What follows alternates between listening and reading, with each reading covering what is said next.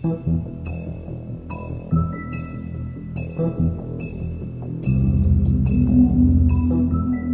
second episode of Telltale's The Wolf Among Us, titled Smoke and Mirrors, takes the style and energy of the first part and elevates the stakes to the next level. Though the world is still bathed in a beautiful neon color palette, the characters almost always come in shades of gray. Smoke and Mirrors dives deeper into your bond with Bigby. No matter whether I played as a saint or a monster, I walked away with a richer understanding of who this character is. This episode also fleshes out more of the dark and fantastic world of Fables, and throws you into some truly great predicaments without a real right or wrong solution. It's a testament to the fantastic writing that days later, I'm still dwelling over specific decisions I made and what the ramifications might be going forward.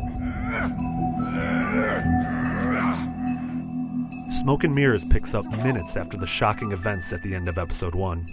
Much of the drama of this chapter revolves around how Bigby and the other Fables deal with the fallout. Thankfully, a lot of that is fully up to you. The dialogue in Smoke and Mirrors is some of the strongest in any Telltale game, which is saying a lot.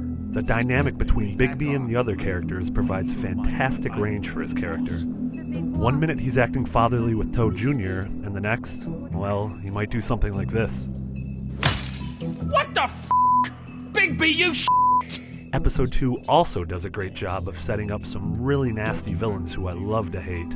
In particular, there's Georgie, a strip club owner / pimp with a complete disregard for human dignity. A few of the major decisions from episode 1 also have some nice moments of payoff in Smoke and Mirrors, particularly how you handled Belle lying to Beast and who you chose to chase out of the bar result in very different scenes that shape both the story and Bigby as a character. My only major problem with Smoke and Mirrors is that despite the great moments of character development, the overall story doesn't move forward quite as much as I wanted it to. There are a lot of loose threads at the end of episode 1, and episode 2 only adds to the pile.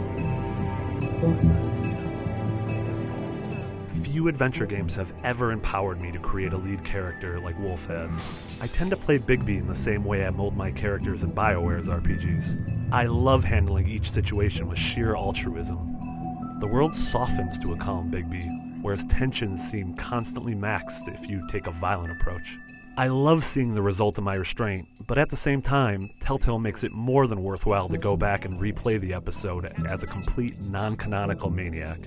This is something I never wanted to do in The Walking Dead. My single adventure as Lee is what I consider to be the one true telling of the story. The writing in Wolf is just so damn good that I can't help but seek out every line of dialogue possible. I've got some questions for Georgie.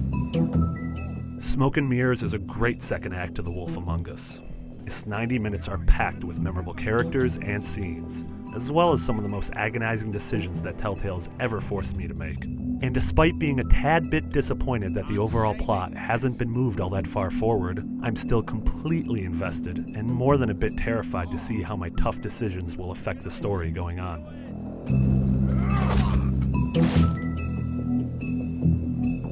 For more on The Wolf Among Us, stay here on IGN.